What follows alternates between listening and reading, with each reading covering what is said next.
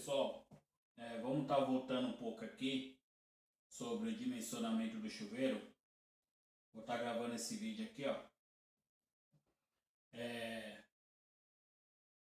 Como eu já falei, né, o que nós precisamos levar em consideração são os fatores de agrupamento, de circuito e fator de temperatura, né?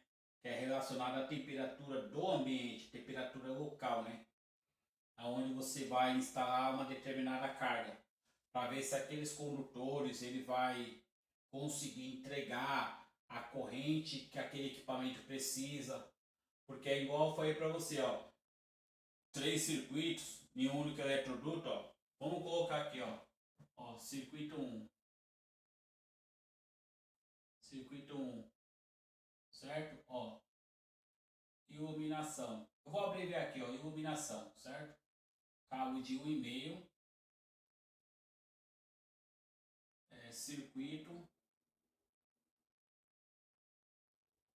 circuito 2, tomada. Vamos estar utilizando cabo de 2,5. E chuveiro, ó. Chuveiro 6 milímetros. E um chuveiro de 6. Então, eu vou desenhar aqui, ó, um conduíte aqui, ó. Vamos fazer uma simulação aqui, ó. Ó, vou desenhar o quadro. Vamos desenhar o quadro aqui, ó, só uma simulação. Quadro. Vamos colocar aqui, ó, disjuntor geral, DPS, DR. E aqui embaixo, ó, as cargas, né? Que é só uma simulação. Aqui as fases entrando, ó. As fases entrando. As fases entrando no quadro. Vou desenhar aqui, ó, barramento de neutro, que é o neutro então. Neutro, vou colocar o Nzinho aqui, ó, para ficar fácil, né? E aqui eu vou colocar, ó, R e S. Fase 1, fase 2. Aqui eu tenho 220. Aqui eu vou simular o aterramento aqui, ó, barramento de terra. Fazer uma simulação aqui com 3 hastes. Com aterramento aqui, né? Que é o aterramento.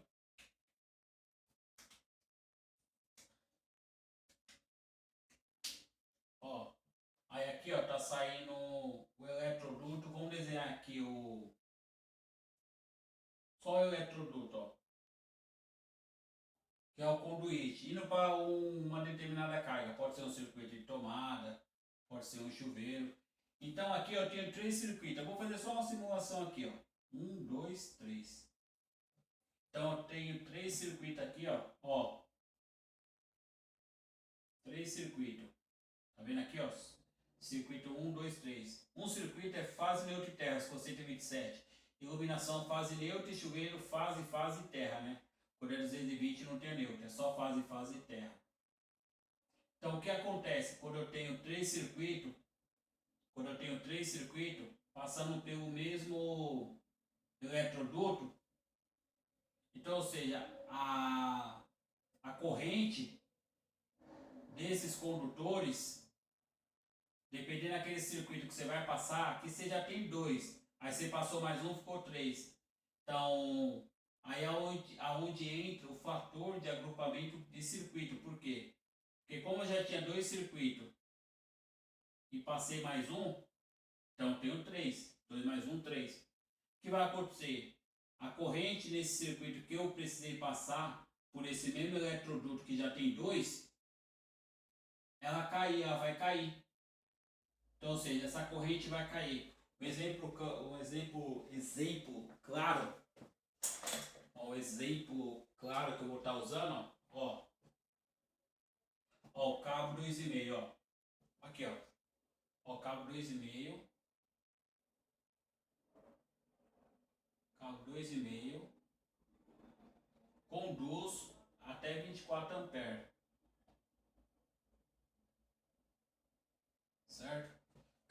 2,5 ele consegue conduzir até 24 amperes. Ó, se eu pegar 24 e multiplicar por 0,70,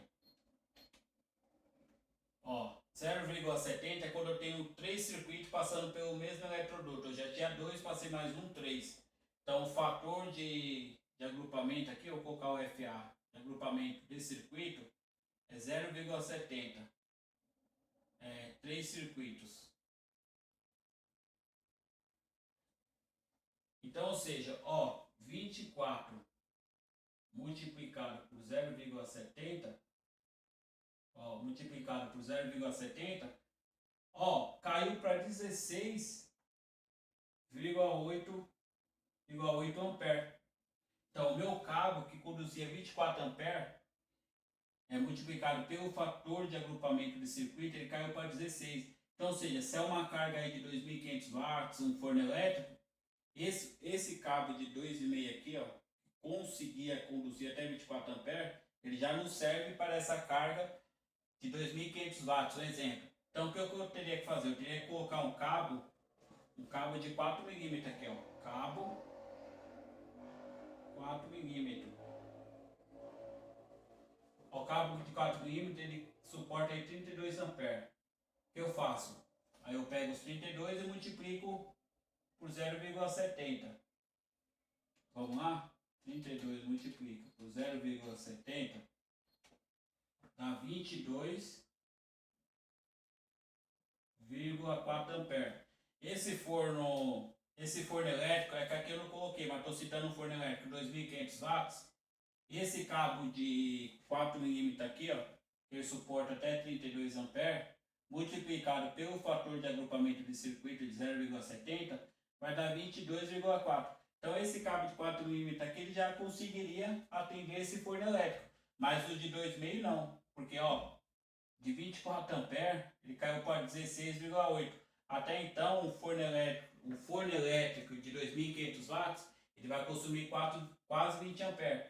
Então, ou seja, meu cabo de 2,5 que conduzia 24 amperes poderia atender esse forno tranquilo. Se ele estivesse passando sozinho, já não atenderia, porque caiu de 16,8 amperes. Então aí o que nós temos que fazer? Colocar um cabo mais grosso. Qual é o cabo próximo depois do cabo 2,5? O cabo de 4 milímetros. É o cabo de 4 milímetros. Então o meu cabo de 4 milímetros, ó, o meu cabo de 4 milímetros, ele já conseguiria atender o meu forno elétrico, que vai consumir 19 amperes.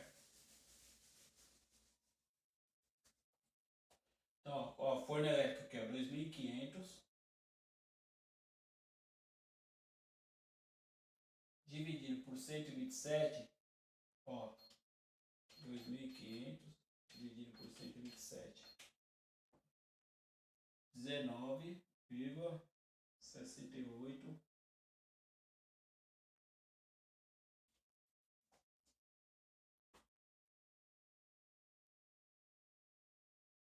ampere. Então, ou seja, o meu cabo de 2,5 ele já não conseguiria atender esse forno aqui de 2.500 watts. Por quê? Porque é como eu falei, quando você tem muitos circuitos passando pelo mesmo caminho, aí você precisa passar um circuito de um forno elétrico. Que eu estou citando esse aqui só um exemplo.